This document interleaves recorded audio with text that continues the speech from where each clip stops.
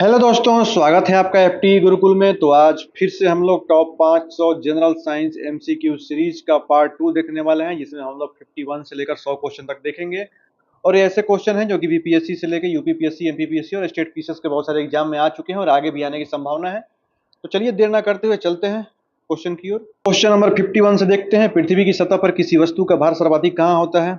तो पृथ्वी की आकार आप जानते होंगे पूरा गोल नहीं है, हल्का सा चपटी है ध्रुवों पर, जो जियोइड आकार की है। ठीक है, तो जियोइड आकार की चपटी होने के कारण इसका जो वस्तु का भार सर्वाधिक होता है वो ध्रुवों पर होता है। और बोलेगा सबसे कम कहाँ पर होता है, तो भूमध्य सागर पर होता है। इसका रीजन क्या है इसके बारे में बता देता हूँ। देखिए, पृथ्वी पूर्ण रूप से गोल नहीं है, ध्रुवों पर चिपटी है, ये बात आपको क्लियर है। ध्रुवों पर जो गुरुत्वीय त्वरण जी का मान होता है वो अधिकतम होता है। और जब त्वरण का मान अधिकतम होगा तो उससे वस्तु का भार क्या होगा, ध्रुवों पर सर्वाधिक होगा, यानी W = M × G। ठीक है, और भूमध्य रेखा पर भार सबसे कम, ये आप ध्यान रखिएगा। और एक चीज और पूछ देता है, नोट में ध्यान रखिएगा, पृथ्वी के केंद्र पर शून्य होता है। ठीक है, तो ट्रिक से याद रख सकते हैं, ध्रुव पृथ्वी के केंद्र के ज्यादा करीब है, इसलिए ज्यादा खिंचाव। बढ़ते हैं नेक्स्ट क्वेश्चन की ओर, ऐसे ही एक्सप्लेन करते हुए आगे बढ़ेंगे। एक से दो बार वीडियो देखेंगे आपको पूरा याद हो जाएगा। बढ़ते हैं नेक्स्ट क्वेश्चन की ओर। नेक्स्ट है, पानी का घनत्व किस तापमान पर अधिक होता है। तो पानी का घनत्व जो होता है वो 4 डिग्री सेल्सियस पर अधिक होता है। इसके बारे में एक ट्रिक बता देता हूँ। देखिए, घनत्व को आप उल्टा वी करिएगा और वॉल्यूम को भी तो लिखते ही हैं। तब यहाँ से जीरो से चालू करेंगे। अगर घनत्व बोलता है तो जीरो से 4 डिग्री तक क्या होगा, बढ़ेगा, अधिकतम होगा। ठीक है, और 4 डिग्री के बाद कम होना चालू हो जाएगा। अगर यही वॉल्यूम बोलेगा तो देखिए, जीरो पे क्या होगा, अधिकतम होगा, और नीचे जब आएगा तो 4 डिग्री सेल्सियस पे न्यूनतम होगा और उसके बाद बढ़ना चालू होगा। तो ये दोनों में डिफरेंस है। इसमें बोला क्या है कि पानी का घनत्व किस तापमान पर अधिक होता है। तो घनत्व बोला है तो 0 डिग्री सेल्सियस पर लोअर होगा और अधिक कहाँ पे होगा, 4 डिग्री सेल्सियस पे। तो ऑप्शन हो जाएगा, अब ध्यान देंगे, बी हो जाएगा। ठीक है, अब देखिए एक चीज और जान लीजिए, जो जल का असामान्य प्रसार होता है, यहाँ पे वही बताया है, 0 डिग्री सी से 4 डिग्री सेल्सियस तक गर्म करने पर जल सिकुड़ता है, तो इसका घनत्व क्या होता है, बढ़ता है। और 4 डिग्री सेल्सियस पर यह अधिकतम हो जाता है। ठीक है, एक फैक्ट जान लीजिए कि इसी कारण ठंडे प्रदेशों में जो झील के ऊपर बर्फ जमने के बाद नीचे का पानी 4 डिग्री सेल्सियस रहता है, और इसी 4 डिग्री सेल्सियस रहने के कारण जलीय जीव जीवित रहते हैं। तो बोलते हैं ना कि ऊपर बर्फ जम जाता है फिर भी नीचे मछलियां जीवित रहती हैं, तो इसी 4 डिग्री सेल्सियस के कारण मछलियां नहीं जमती हैं। ठीक है, बढ़ते हैं नेक्स्ट क्वेश्चन की ओर। नेक्स्ट क्वेश्चन देख रहे हैं, रॉकेट का उड़ना न्यूटन के किस नियम पर आधारित है। तो कंजर्वेशन ऑफ मास, न्यूटन का तृतीय नियम, क्रिया के विपरीत प्रतिक्रिया होती है, पढ़े होंगे। तो ये तृतीय नियम पर आधारित होता है। इसके बारे में भी आपको डिटेल बता देता हूँ। रॉकेट का उड़ना संवेग संरक्षण और न्यूटन के गति के तीसरे नियम पर आधारित है। ठीक है, रॉकेट से जो निकलने वाली गैस होती है, इसकी प्रतिक्रिया क्या होती है, नीचे ढकेलती है पृथ्वी की ओर। तो पीछे नीचे प्रेशर लगेगा तो ऊपर की ओर आगे बढ़ती है। ठीक है, बंदूक से गोली चलने पर भी पीछे की ओर झटका लगना इसी का उदाहरण है। तो ध्यान रखिएगा, गैस का पीछे होना रॉकेट का आगे क्रिया प्रतिक्रिया है, एक्शन इक्वल टू रिएक्शन। तो न्यूटन का तृतीय नियम है। बढ़ते हैं नेक्स्ट क्वेश्चन की ओर। नेक्स्ट है, सोनार तकनीक में किस प्रकार की तरंगों का उपयोग किया जाता है। तो सोनार जो होता है वो अल्ट्रासोनिक वेव पराश्रव्य तरंगों का उपयोग किया जाता है। ठीक है, ऑप्शन जो हो जाएगा वो सी हो जाएगा। देखिए, जो साउंड नेविगेशन है, रैगिंग सोनार का फुल फॉर्म होता है, ये भी जानना जरूरी है क्योंकि ये भी पूछ देता है। ये हाई फ्रीक्वेंसी वाली जो अल्ट्रासोनिक वेव होती हैं, जो कि 20 हर्टेज से ऊपर होती हैं, इससे अधिक का जो करते क्या है कि इसका उपयोग समुद्र की जब गहराई होती है उसमें छिपी हुई वस्तुओं का पता लगाने के लिए इसको किया जाता है। ठीक है, अब ये भी पूछ देता है कि चमगादड़ और डॉल्फिन भी नेविगेशन के लिए पराश्रव्य तरंगों का उपयोग करती हैं। ठीक है, ट्रिक से आ सकते हैं, पानी के अंदर आवाज गूंजती है, सोनार। साउंड यानी साउंड इन सी, सोनार का मतलब ध्यान रखिएगा। आगे बढ़ते हैं नेक्स्ट क्वेश्चन की ओर। नेक्स्ट है, रात के समय तारों का टिमटिमाना किस प्रकार की घटना का उदाहरण है। तो रात के समय जब तारे टिमटिमाते हैं, देखे होंगे ट्विंकलिंग ऑफ स्टार, ये एटमॉस्फेरिक रिफ्लेक्शन इसको बोलते हैं, प्रकाश का वायुमंडलीय अपवर्तन। देखिए होता क्या है कि आप जानते होंगे कई सारे लेयर होती हैं, क्षोभ मंडल, समताप मंडल, आयन मंडल, बहिर्मंडल पड़े होंगे। जब यहाँ से लाइट आ रही है पृथ्वी की तरफ तो ये देखे होंगे सबका डेंसिटी अलग अलग होता है। अब यहाँ पे आएगी, इसका डेंसिटी अलग रहेगा, तो यहाँ जाएंगी, फिर यहाँ आएंगी, फिर यहाँ आएंगी। तो इससे क्या होता है कि लाइट, तारे टिमटिमाते नहीं हैं, जब इनका प्रकाश आता है तो ये डिस्ट्रैक्ट होके हमारे आंखों तक क्या होती है, डिस्ट्रैक्ट होकर पहुंचती है, तो टिमटिमाते हुए नजर आती है। इसी को बोलते हैं रिफ्रैक्शन, यानी हिंदी में अपवर्तन। ठीक है, तो ऑप्शन क्या हो जाएगा, बी हो जाएगा।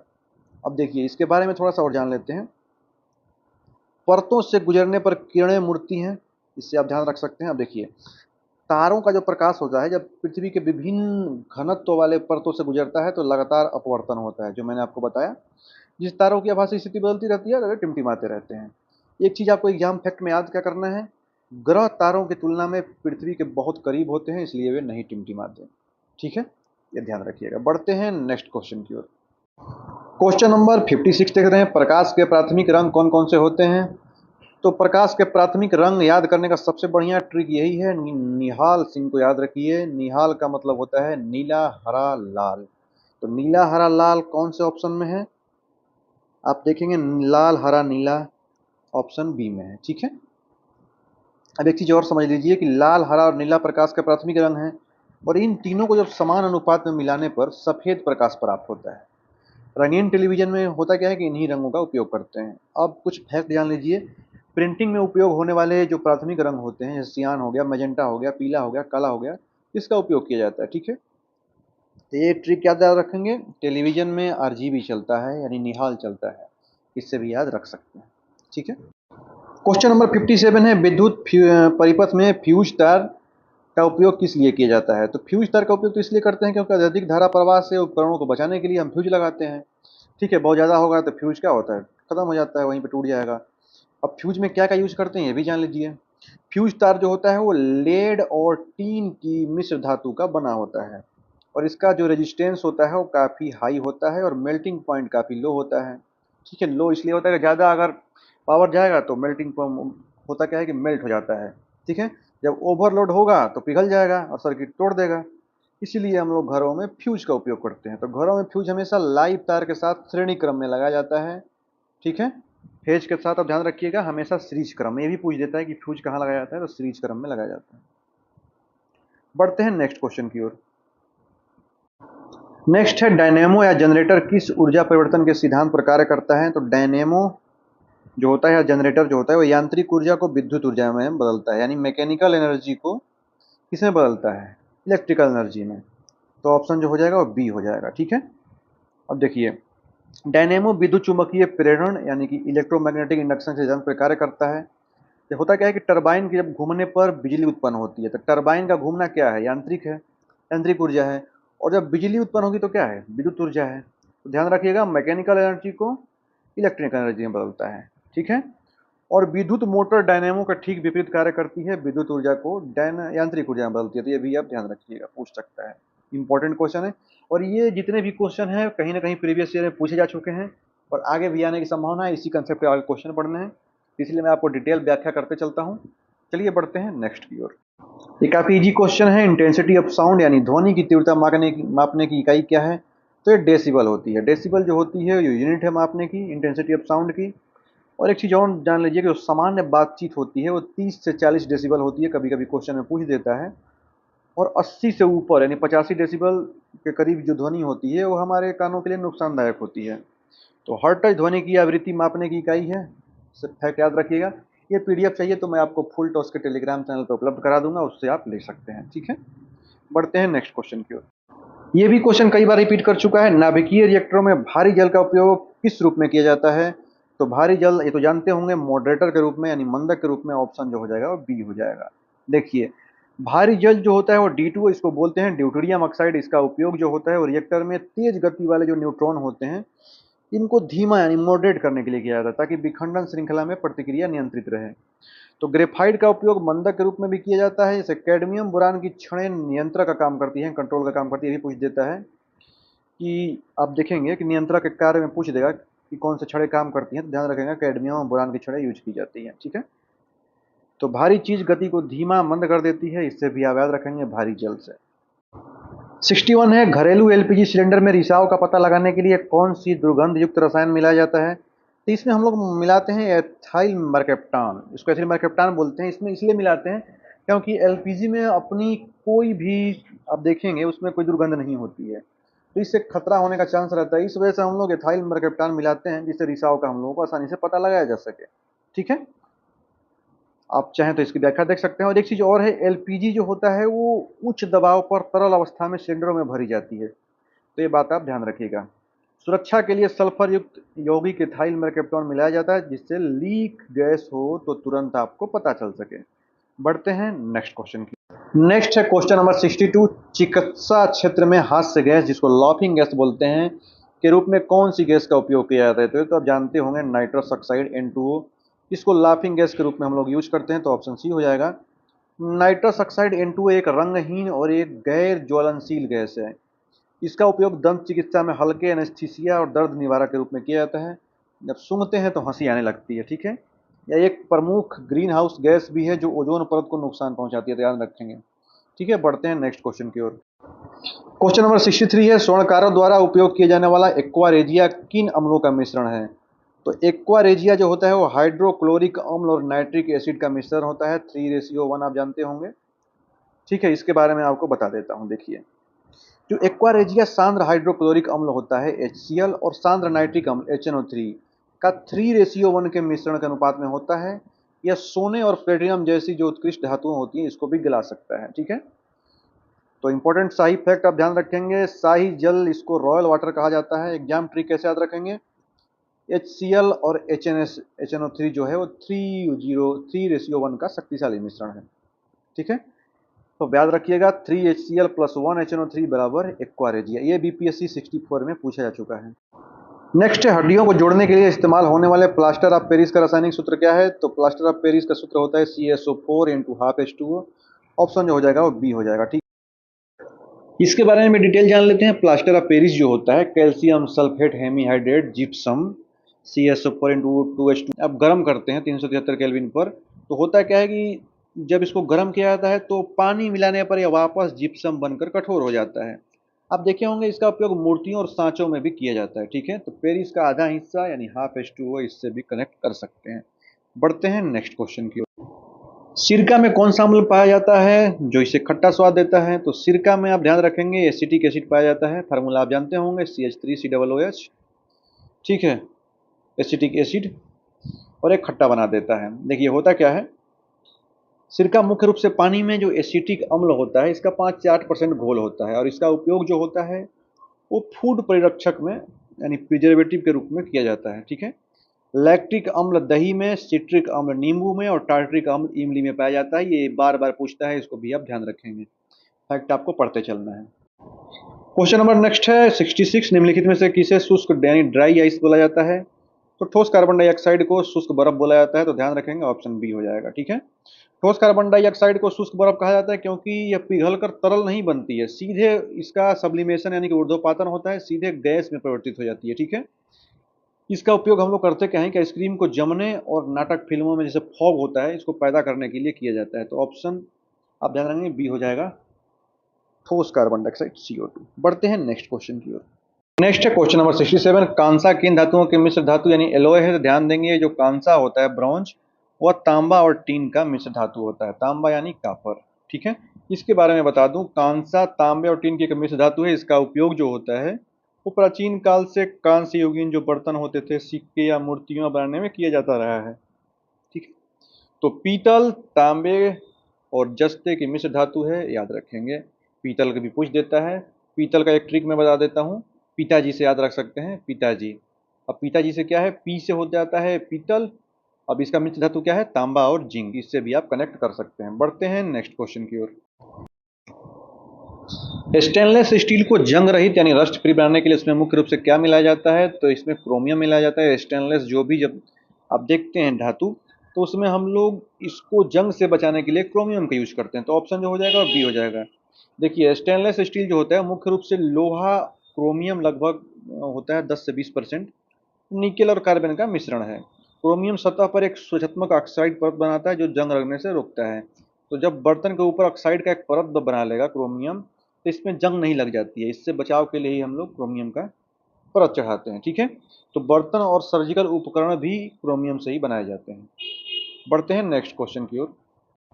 काफी इजी क्वेश्चन है। निम्नलिखित में से कौन सी अधातु विद्युत की सुचालक यानी गुड कंडक्टर होती है? तो इसमें जो ग्रेफाइट होता है वो गुड कंडक्टर होती है, बाकी सब बैड है। हीरा, सल्फर, फास्फोरस, ओनली ग्रेफाइट जो है वो गुड कंडक्टर है। ठीक है, देखिए ग्रेफाइट जो है वो कार्बन का एक एलोट्रॉप है यानी कि अपरूप है, और इसकी जो आप देखेंगे स्ट्रक्चर तो ये हेक्सागोनल होता है इसका स्ट्रक्चर। ठीक है, और परतदार संरचना में मुक्त रूप से फ्री इलेक्ट्रॉन होते हैं। तो ये जो फ्री इलेक्ट्रॉन होते हैं ये धातु होने के बावजूद इसका विद्युत का सुचालक बनाते हैं। जब फ्री इलेक्ट्रॉन होंगे तो क्या होगा, दूसरे से कनेक्ट होगा, इस वजह से इसको गुड कंडक्टर माना जाता है। तो पेंसिल की लेड में ग्रेफाइट और मिश्रण, मिट्टी के मिश्रण से बनती है, ध्यान रखिएगा, जो पेंसिल की लेड होती है, और इसमें कोई लेड नहीं होता है। बढ़ते हैं नेक्स्ट की ओर। 70 नंबर है, बायोगैस और सीएनजी का मुख्य घटक कौन सा है? तो बायोगैस और सीएनजी जब भी पूछे तो मीथेन याद रखेंगे, ऑप्शन जो हो जाएगा बी हो जाएगा, काफी इजी क्वेश्चन है। ठीक है, जिसमें 70 से 80% मीथेन होती है प्राकृतिक गैस में, ठीक है, सीएनजी में। आगे बढ़ते हैं नेक्स्ट क्वेश्चन की ओर। एक चीज और आपको ध्यान रखना है, दलदली भूमि और धान की खेतों में से मीथेन गैस उत्सर्जित होती है, ये भी कई बार पूछा जा चुका है।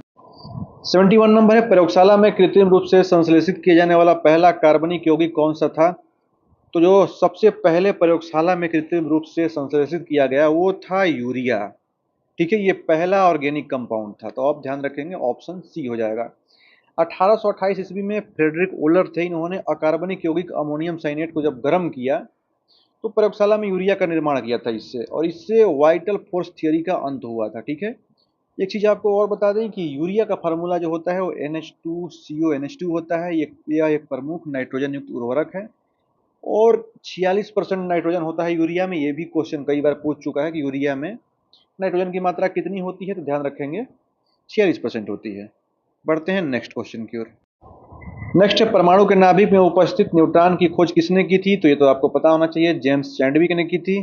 ठीक है, जेम्स चैडविक ने न्यूट्रॉन की खोज की थी। एक ट्रिक है, इससे भी आप याद कर सकते हैं, ईंट पर नाचे, ईंट पर नाचे। बोलेंगे कि ये क्या है, तो ध्यान रखिएगा, ई से होता है इलेक्ट्रॉन, और जे से होता है क्या, टॉमसम, जे थॉमसम, जो आप पहला ऑप्शन देख रहे हैं। उसके बाद प से होता है प्रोटॉन, र से होता है रदरफोर्ड, और उसके बाद 9 से होता है न्यूट्रॉन, और चे से चैडविक, जो आपने अभी पढ़ा है। तो इससे भी आप कनेक्ट कर सकते हैं, जैसे भी हो याद करना है आपको। ठीक है, 1932 में जेम्स चैडविक ने न्यूट्रॉन की खोज की थी। एक बात और ध्यान रखिएगा, न्यूट्रॉन पर कोई चार्ज नहीं होता, यह न्यूट्रल होता है, लेकिन इसका द्रव्यमान प्रोटॉन के द्रव्यमान के लगभग बराबर होता है। तो जब मास पूछेगा तो ध्यान रखिएगा, जो न्यूट्रॉन का मास होता है वो प्रोटॉन के मास के बराबर होता है। ठीक है, आगे बढ़ते हैं नेक्स्ट क्वेश्चन। 73 है, समस्थानिकों के परमाणु में क्या समान होता है? तो समस्थानिक यानी आइसोटोप में प्रोटॉनों की संख्या यानी कि एटॉमिक नंबर समान होता है। समस्थानिक आप देखे होंगे जिनके एटॉमिक नंबर समान होता है, यानी हाइड्रोजन का ये स्टार्टिंग आप देखे होंगे 1H1, 1H2 और 1H3। तो इसमें समान परमाणु द्रव्यमान, बट डिफरेंट क्या है, परमाणु भार। ठीक है, तो ध्यान रखिएगा, इसको क्या बोलते हैं, आइसोटॉप्स, यानी समस्थानिक। जैसे ही समभारिक पूछेगा तो ये डिफरेंट हो जाएगा और ऊपर वाला समान हो जाएगा। ठीक है, बढ़ते हैं नेक्स्ट क्वेश्चन की ओर। नेक्स्ट है, रतौंधी किस विटामिन की कमी से होता है? तो ये विटामिन ए की कमी से होता है। ठीक है, ऑप्शन जो हो जाएगा सी हो जाएगा, इसका रासायनिक नाम रेटिनॉल होता है। ठीक है, विटामिन ए रेटिनॉल आंखों में रेटिना के लिए आवश्यक होता है, क्योंकि इसकी कमी से रोशनी या रात में दिखाई नहीं देता है। तो ये बात आप ध्यान रखें। 75 पे, स्कर्वी रोग किस विटामिन की कमी से होता है जिससे मसूड़ों में खून आने लगता है? तो स्कर्वी रोग जब भी पूछे तो विटामिन सी आप ध्यान रखेंगे, बहुत इजी क्वेश्चन है। बढ़ते हैं, मानव के शरीर में रक्त का थक्का बनाने के लिए कौन सा विटामिन आवश्यक है? तो रक्त का थक्का तो विटामिन के होता है, ऑप्शन आप डी ध्यान रखेंगे। और ये भी ध्यान रखेंगे, विटामिन के यकृत में जो होता है वो प्रोथ्रोम्बिन के निर्माण के लिए आवश्यक है, जो रक्त के थक्का जमाने की प्रक्रिया का मुख्य हिस्सा है। एक बात और ध्यान रखेगा, जो हीमोफीलिया एक अनुवांशिकी बीमारी है, जिससे चोट लगने पर होता है क्या है कि रक्त का थक्का नहीं जमता है। ठीक है, रक्त रुकता ही नहीं है, इसी वजह से लोगों की मौत हो जाती है। 77 नंबर है, मानव शरीर की सबसे बड़ी ग्रंथि यानी लार्जेस्ट ग्लैंड कौन सी है? तो लार्जेस्ट ग्लैंड जो होती है वो यकृत होती है, यानी सबसे बड़ी ग्रंथि कौन सी है? तो यकृत है। और सबसे बड़ा अंग यानी ऑर्गन पूछेगा, अगर सबसे बड़ा ऑर्गन पूछेगा तो ध्यान रखिएगा ये क्या हो जाएगा, स्किन हो जाएगा। ठीक है, तो ऑर्गन में स्किन और ग्रंथि में यकृत। बढ़ते हैं नेक्स्ट क्वेश्चन की। मानव शरीर में कौन सी ग्रंथि अंतःस्रावी और बहिस्रावी दोनों प्रकार की कार्य करती है? तो ये तो है पैनक्रियाज, ये कई बार रिपीट कर चुका है क्वेश्चन, ध्यान रखिएगा। अग्नाशय एक मिक्स ग्लैंड होती है, या बहिस्रावी भाग पाचक एंजाइम जो अग्नाशय रस स्रावित करता है, और अंतःस्रावी भाग रक्त में इंसुलिन और ग्लूकागोन हार्मोन छोड़ता है। इंसुलिन की खोज पूछेगा तो ध्यान रखिएगा, बेंटिंग और बेस्ट ने की थी। ठीक है, अग्नाशय खाना भी पचाता है और शुगर भी, इससे आप कनेक्ट कर सकते हैं। बढ़ते हैं नेक्स्ट क्वेश्चन की ओर। 79 नंबर है, मानव शरीर में अतिरिक्त ग्लूकोज किस रूप में यकृत और मांसपेशियों में स्टोर होता है? तो अतिरिक्त ग्लूकोज बोलेगा यकृत और मांसपेशियों में, तो ये ग्लाइकोजन है। ठीक है, तो ऑप्शन आप ध्यान रखेंगे सी हो जाएगा। इसके बारे में आपको बता दूं, इंसुलिन हार्मोन की मदद से अतिरिक्त रक्त शर्करा यानी ग्लाइकोजन में बदल जाती है, और लीवर में जमा हो जाती है। अब होता क्या है कि अगर बहुत देर तक आप भूखे रहते हैं, ठीक है, तो ये फैट क्या करता है, घुल के जब ज़रूरत पड़ती है तो शरीर में तुरंत इसको ऊर्जा दे देता है। एक बात और भी ध्यान रखिएगा, पौधों में अतिरिक्त भोजन स्टार्च के रूप में संचित होता है, ठीक है, तो ये दोनों में डिफरेंस आप ध्यान रखेंगे। बढ़ते हैं नेक्स्ट क्वेश्चन की। क्वेश्चन नंबर 80 है, मानव शरीर का सैनिक या पुलिसमैन किसे कहा जाता है जो बीमारियों से लड़ता है? तो सैनिक जो है वो WBC होता है, यानी श्वेत श्वेत रक्त कणिकाएं, व्हाइट ब्लड सेल। ऑप्शन जो हो जाएगा वो बी हो जाएगा। व्हाइट ब्लड सेल जिसको बोलते हैं ल्यूकोसाइट्स, ये शरीर की प्रतिरक्षा प्रणाली यानी कि इम्यून सिस्टम का हिस्सा होता है और यह हानिकारक बैक्टीरिया और वायरस को नष्ट करके शरीर में जो संक्रमण होता है उससे बचाता है। कार्यकाल पूछेगा, WBC का कार्यकाल 2 से 4 दिन होता है और निर्माण इसका अस्थि मज्जा में होता है। अगर RBC का पूछेगा तो 120 दिन, आप जानते होंगे, ठीक है। बढ़ते हैं नेक्स्ट क्वेश्चन। ECG इलेक्ट्रोकार्डियोग्राम का उपयोग किस अंग की कार्यप्रणाली की जांच के लिए किया जाता है? तो कार्डियोग्राम सीधे आप जाएंगे हार्ट की ओर। ऑप्शन जो हो जाएगा वो बी हो जाएगा। देखिए, ECG होती है वो हृदय की जो विद्युत गतिविधियां होती है, इलेक्ट्रिकल एक्टिविटी को रिकॉर्ड करता है और जिससे हृदय गति, ताल और हार्ट अटैक जैसी समस्याओं का पता लग जाता है, ठीक है। तो ध्यान रखिएगा, EEG जो होता है वो मस्तिष्क की, ब्रेन की गतिविधि जांचने के लिए होता है। ये थोड़ा सा डिफरेंस है ECG और EEG में। EEG जब भी पूछे तो ब्रेन पे जाना है और ECG पूछेगा तो हृदय पे जाना है, ठीक है। नेक्स्ट है, प्रथम एंटीबायोटिक यानी पेनिसिलिन की खोज किसने की थी या किससे प्राप्त होता है? तो पेनिसिलिन जब भी पूछे, यानी एंटीबायोटिक था, प्रथम एंटीबायोटिक था, इसका खोज किया था अलेक्जेंडर फ्लेमिंग ने। और पूछेगा कि ये किससे प्राप्त होता है, तो जो एंटीबायोटिक पेनिसिलिन होता है ये फंगस यानी कि कवक से प्राप्त होता है। तो ऑप्शन जो हो जाएगा वो सी हो जाएगा, ठीक है। अब देखिए, 1928 ईस्वी में जो अलेक्जेंडर फ्लेमिंग थे, इन्होंने पेनिसिलियम नोटेटम नामक एक कवक फफूंद से दुनिया का पहला एंटीबायोटिक पेनिसिलिन खोजा था, ठीक है। एक फैक्ट याद रखिएगा, यह बैक्टीरिया की कोशिका भित्ति के निर्माण को रोककर इसको नष्ट कर देता है, ठीक है। नेक्स्ट है, तपेदिक यानी कि ट्यूबरकुलोसिस, TB रोग किस सूक्ष्मजीव के कारण होता है और इससे बचाव के लिए कौन सा टीका लगाया जाता है? तो TB के लिए आप जानते होंगे, TB जो होता है वो बैक्टीरिया की वजह से होता है और इसके लिए BCG का टीका लगाते हैं, ठीक है। देखिए, TB जो होता है वो माइक्रोबैक्टीरियम ट्यूबरकुलोसिस नामक बैक्टीरिया से होता है और यह मुख्य रूप से फेफड़ों को प्रभावित करता है, ठीक है। ये भी पूछ देता है कि इससे कौन सा अंग प्रभावित होता है। नवजात शिशु को इससे बचाने के लिए जो बैसिलस कॉलमेट ग्लूरिन, इसका फुल फॉर्म ध्यान रखिएगा, BCG का, इसका टीका लगाया जाता है। 2025 तक भारत ने TB मुक्त करने का लक्ष्य रखा था जो पूर्ण हो चुका है, ठीक है। 84 नंबर है, पोलियो की बीमारी किसके कारण होती है और इसका पहला टीका किसने विकसित किया था? तो पोलियो जो होती है वो वायरस के वजह से होती है और इसका टीका अगर बोलेगा तो पोलियो जोनास साल्क को ध्यान रखेंगे, ऑप्शन बी हो जाएगा, ठीक है। देखिए, पोलियो एक संक्रामक वायरल बीमारी है। इससे होता क्या है कि नर्वस सिस्टम यानी तंत्रिका तंत्र को नष्ट कर देती है और इसे लकवा मार देता है। लकवा बहुत ही घातक बीमारी है। जोनास साल्क ने इसे सबसे पहले इंजेक्टेबल जो टीका था IPV को विकसित किया था। एक फैक्ट और भी जान लीजिए, अल्बर्ट साबिन ने बाद में एक ओरल पोलियो वैक्सीन की खोज की थी। 2 बूंद जिंदगी की, आप जानते होंगे, बच्चे बचपन में पिए होंगे। तो 2 चीज़ आपको ध्यान रखना है, जोनास साल्क और अल्बर्ट साबिन। अल्बर्ट साबिन क्या है? पोलियो की ओरल वैक्सीन। और ऐसे जो आपका जोनास साल्क जो है वो पहला इंजेक्टेबल टीका लगाया था। तो ये दोनों में अंतर है, आप ध्यान रखेंगे। पहला टीका किसने विकसित किया है? तो जोनास साल्क। और प्रथम ओरल पोलियो वैक्सीन तो ये अल्बर्ट साबिन, ठीक है। बढ़ते हैं नेक्स्ट है, डेंगू बुखार में मानव शरीर में किसकी तेजी से कमी होने लगती है? तो जब डेंगू होता है तो प्लेटलेट्स कम होने लगता है। ऑप्शन जो हो जाएगा वो सी हो जाएगा। देखिए, डेंगू वायरस अस्थि मज्जा को प्रभावित करता है और इससे होता क्या है कि रक्त में प्लेटलेट्स की उत्पादन गिर जाता है। जब प्लेटलेट्स का उत्पादन गिर जाता है तो रक्त स्राव रोकने में मदद करते, प्लेटलेट्स करते क्या है? रक्त स्राव को रोकने में मदद करते हैं। और जब यही कमी हो जाएगी तो रक्त स्राव क्या होगा? नहीं रुकेगा। इसको हड्डी तोड़ बुखार भी बोलते हैं, ब्रेक बोन फीवर भी कहा जाता है, ठीक है। 86 नंबर देख रहे हैं, पौधों में प्रकाश संश्लेषण की दर किस रंग के प्रकाश में सर्वाधिक होती है? तो ध्यान रखिएगा, जो क्लोरोफिल होती है वो नीले रंग की प्रकाश और लाल रंग की प्रकाश को ज्यादा एब्जॉर्ब करती है। तो अगर सबसे अधिक पूछेगा तो सबसे पहले आप जाएंगे रेड की ओर और उसके बाद किस पे जाएंगे? ब्लू, जिसको बोलते हैं नीला, ठीक है। तो ऑप्शन में सबसे पहले कौन से चूज करेंगे? सी, लाल प्रकाश में।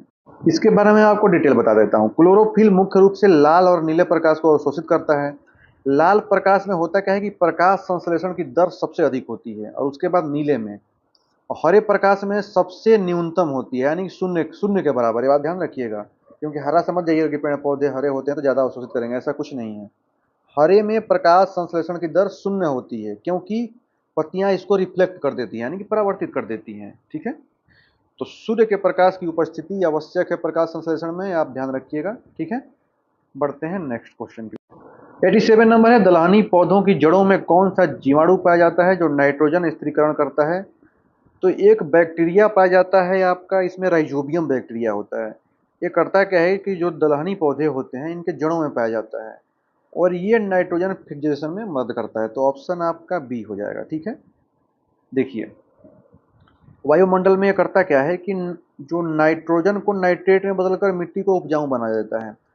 अब जैसे कि दलहनी हो गया, मटर हो गया, चना हो गया, इनकी जड़ों की गांठों में जो सिमोबायोटिक के रूप में रहता है राइजोबियम बैक्टीरिया।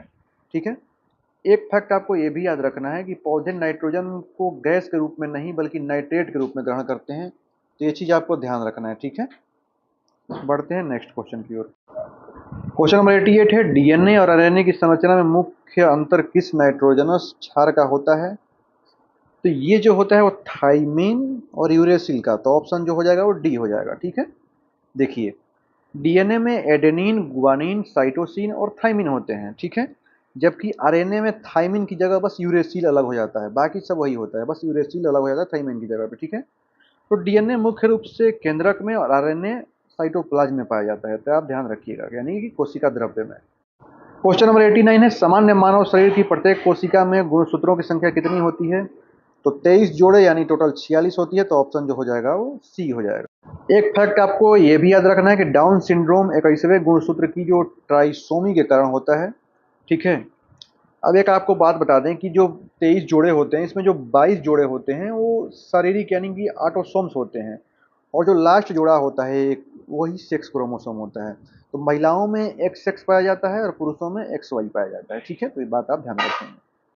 क्वेश्चन नंबर 90 है, वायुमंडल में ओजोन परत की मोटाई मापने की इकाई क्या है? वायुमंडल में ओजोन परत की मोटाई मापने की इकाई क्या है? तो ये बहुत इजी क्वेश्चन है, डॉप्सन है। ठीक है, कुछ इजी क्वेश्चन भी है, उसको देख के आगे बढ़ेंगे। इसमें एक आपको एक फैक्ट याद रखना है। देखिए 100 जो डेसिबल यूनिट होता है वो डॉप्सन यूनिट सॉरी वो ये 1 मिलीमीटर मोटाई होता है। ठीक है, तो ओजोन परत जो होता है वो समताप मंडल में स्थित होता है। एक चीज फैक्ट पूछता है कि 16 सितंबर को ओजोन दिवस मनाया जाता है, आप ध्यान रखिएगा। ठीक है, विश्व ओजोन दिवस 16 सितंबर को। 91 नंबर है, ग्लोबल वार्मिंग के लिए मुख्य रूप से कौन सी गैस अत्यधिक जिम्मेदार होती है? तो CO2 सबसे ज्यादा जिम्मेदार होती है, ऑप्शन जो हो जाएगा वो सी हो जाएगा। ठीक है, देखिए जीवाश्म ईंधनों में जलने के लिए जो CO2 निकलती है सबसे अधिक ग्रीन हाउस गैस पैदा करती है, और यह पृथ्वी से परावर्तित अर्थ किरणों को रोककर तापमान को बढ़ा देती है। अन्य ग्रीन हाउस पूछेगा तो आपका मीथेन हो जाएगा, जलवाष्प हो जाएगा, CFC यानी क्लोरोफ्लोरोकार्बन हो जाएगा। 92 नंबर देख रहे हैं, बायोलॉजिकल ऑक्सीजन डिमांड यानी कि BOD किसका एक मानक सूचक है? तो आपको पता होना चाहिए जल निकायों में कार्बनिक प्रदूषण का स्तर BOD से ही मापा जाता है, वाटर बॉडीज में। तो ऑप्शन जो हो जाएगा वो सी हो जाएगा। देखिए इसके बारे में आपको डिटेल बता देता हूँ। BOD वो ऑक्सीजन की मात्रा है जो बैक्टीरिया द्वारा जल में मौजूद कार्बनिक कचरे को विकसित करने के लिए आवश्यक होती है। ठीक है, हाई BOD का मतलब होता है पानी अत्यधिक प्रदूषित है। ठीक है, अब देखिए एक चीज और जान लेते हैं, इंपॉर्टेंट फैक्ट है, गंगा नदी के प्रदूषण स्तर को मापने के लिए BOD का ही इस्तेमाल किया जाता है। ठीक है, 93 नंबर है, वायु प्रदूषक के जो प्राकृतिक सूचक है नेचुरल इंडिकेटर के रूप में किसे जाना जाता है? जो SO2 के प्रति अत्यधिक संवेदनशील होते हैं। तो SO2 के प्रति अत्यधिक संवेदनशील होते हैं, और नेचुरल इंडिकेटर जो होते हैं वायु प्रदूषक के लिए ये लाइकेन होते हैं। इनके बारे में आपको बता देता हूँ, ऑप्शन जो होगा बी हो जाएगा। देखिए लाइकेन कवक, फंगस और शैवाल का सहजीवी संबंध होता है। ये होता क्या है कि ये सल्फर डाइऑक्साइड यानी कि SO2 गैस के प्रति बहुत संवेदनशील होते हैं, और जहाँ पर प्रदूषण होता है वहाँ पे विकसित ही नहीं होते हैं। ठीक है, अब एक चीज आपको फैक्ट याद रखना है, लिटमस पेपर भी लाइकेन से ही प्राप्त होता है, क्योंकि ये क्वेश्चन रिपीट कर चुका है, कई बार एग्जाम में पूछा जा चुका है कि लिटमस पेपर कैसे प्राप्त किया जाता है, तो ये लाइकेन से प्राप्त होता है। 94 नंबर है, इटाई इटाई रोग किस भारी धातु के प्रदूषण के कारण होता है? तो ये कैडमियम के वजह से होता है, तो ऑप्शन जो हो जाएगा वो सी हो जाएगा। ठीक है, देखिए औद्योगिक जो अपशिष्ट होते हैं के माध्यम से पानी में कैडमियम के मिलने से इटाई इटाई रोग होता है। इससे हड्डियों और जोड़ों में बहुत दर्द होने लगता है और किडनी भी फेल हो जाते हैं। एक चीज और ध्यान रखिएगा, जो पारा यानी मरकरी के प्रदूषण से मिनी माता रोग हो जाता है। ठीक है, बढ़ते हैं नेक्स्ट क्वेश्चन की ओर। ये बहुत इंपॉर्टेंट है। भारत के चंद्रयान-3 मिशन के लैंडर मॉड्यूल के चंद्रमा के दक्षिणी ध्रुव पर उतरने के स्थान को क्या नाम दिया गया था? तो इसको बोला गया था Shiv Shakti point. Option C आप ध्यान रखेंगे। ठीक है, और ये भी ध्यान रखेंगे 23 अगस्त 2023 को चंद्रयान-3 का लैंडर विक्रम चंद्रमा के दक्षिणी ध्रुव पर सफलतापूर्वक उतरा था और प्रधानमंत्री ने इसे ऐतिहासिक लैंडिंग का नाम दिया था शिव शक्ति पॉइंट। ठीक है, और इसी की वजह से आप ध्यान रखिएगा, इस दिन को अब भारत में राष्ट्रीय अंतरिक्ष दिवस मनाया जाता है, नेशनल स्पेस डे। चंद्रयान-2 की क्रैश साइट को तिरंगा पॉइंट नाम दिया गया है, ये भी ध्यान रखिएगा। कुछ क्वेश्चन मैंने साइंस एंड टेक का भी शामिल किया है, करंट अफेयर से रिलेटेड। इसरो द्वारा सूर्य के अध्ययन के लिए लॉन्च किए गए पहले भारतीय मिशन का नाम क्या था या क्या है? तो ध्यान रखिएगा, आदित्य L1 है। ठीक है, ऑप्शन बी हो जाएगा। देखिए, आदित्य L1 सूर्य के कोरोना और सौर हवाओं और कोरोनल मास इंजेक्शन का अध्ययन करेगा और इसे पृथ्वी से लगभग 15 लाख किलोमीटर दूर लैग्रेंजियम पॉइंट, जिसको L1 के पास एक हेलो कक्षा में स्थापित किया गया है। ठीक है, इसमें कुछ इंपॉर्टेंट फैक्ट है। L1 पॉइंट पर पृथ्वी और सूर्य का गुरुत्वाकर्षण बल जो होता है वो संतुलित हो जाता है और इस वजह से उपग्रह जो होते हैं वो बिना ग्रहण के लगातार सूर्य को देख सकता है। ठीक है, तो लैग्रेंजियन पॉइंट आप ध्यान रखिएगा। 97 नंबर है, एक्सरे की खोज किस वैज्ञानिक ने की थी जिसके लिए उन्हें भौतिकी का पहला नोबेल पुरस्कार मिला था? तो एक्सरे WC रोन्टगेन, आप जानते होंगे, बहुत इजी क्वेश्चन है और इनको भौतिकी का पहला नोबेल मिला था। 98 नंबर है, भूकंप की तीव्रता को मापने के लिए किस उपकरण और पैमाने का उपयोग किया जाता है? तो भूकंप को जब नापते हैं तो यह रिएक्टर स्केल पे नापा जाता है। ठीक है, और मापने का पैमाना जो होता है वो सिस्मोग्राफ होता है। ठीक है, एक चीज आपको और ध्यान रखिएगा, जो सिस्मोग्राफ भूकंपीय तरंग जो होता है प्राइमरी, सेकेंडरी और लॉन्गिट्यूडिनल वेव्स को रिकॉर्ड करता है। रिएक्टर पैमाना एक लॉगरिथमिक स्केल है। इसमें एक अंक की वृद्धि का मतलब होता है भूकंप की ऊर्जा में 32 गुना की वृद्धि। ठीक है ना। अब देखिए, इसमें एक फैक्ट आपको याद रखना है, मर्केली पैमाना भूकंप से होने वाले नुकसान को मापता है। ये आप फैक्ट आप याद रखिएगा। जो भी मैंने इंपॉर्टेंट फैक्ट रखा है इसको आपको जरूर पढ़ना है। ये PDF आपको मैं टेलीग्राम चैनल पे उपलब्ध करा दूंगा, वहां से जाके आप रिवीजन कर सकते हैं। 99 नंबर है, हवा की गति और बल को मापने के लिए किस उपकरण का प्रयोग किया जाता है? तो हवा की गति और बल यानी कि विंड की स्पीड जो होती है वो एनीमोमीटर से मापी जाती है। तो ऑप्शन जो हो जाएगा वो सी हो जाएगा। ठीक है, एनीमोमीटर का उपयोग हवा यानी पवन की गति मापने के लिए किया जाता है, जो मौसम विज्ञान के लिए महत्वपूर्ण है। एक चीज आपको और ध्यान रखना है, लैक्टो जहां शब्द है यानी समझिएगा दूध से संबंधित, तो लैक्टोमीटर दूध की शुद्धता यानी घनत्व को मापता है और ओडोमीटर वाहन द्वारा तय गति की दूरी को मापता है। और आज पार्ट 2 का लास्ट क्वेश्चन, मानव शरीर में ब्लड प्रेशर मापने के लिए किस उपकरण का उपयोग किया जाता है? तो ब्लड प्रेशर जो होता है वो स्फिग्नोमैनोमीटर का उपयोग करता है। ऑप्शन जो हो जाएगा ये हो जाएगा। इसके बारे में बता दूं कि जो ब्लड प्रेशर मापने के लिए एक स्वस्थ व्यक्ति का सामान्य रक्तचाप जो होता है, आप जानते होंगे 120/80 मिली HG होता है, mmHg। सिस्टोलिक और डायस्टोलिक में होता है। देखिए, स्टेथोस्कोप का उपयोग हृदय और फेफड़ों की धड़कन सुनने के लिए उपयोग किया जाता है। ये इंपॉर्टेंट फैक्ट है, इसको आप ध्यान रखिएगा। और ये आपको अगर क्वेश्चन का कलेक्शन अच्छा लगा होगा, वीडियो अच्छा लगा हो तो एक लाइक करिएगा, शेयर करिएगा। बाकी मिलते हैं नेक्स्ट वीडियो में पार्ट 3 में। जय हिंद।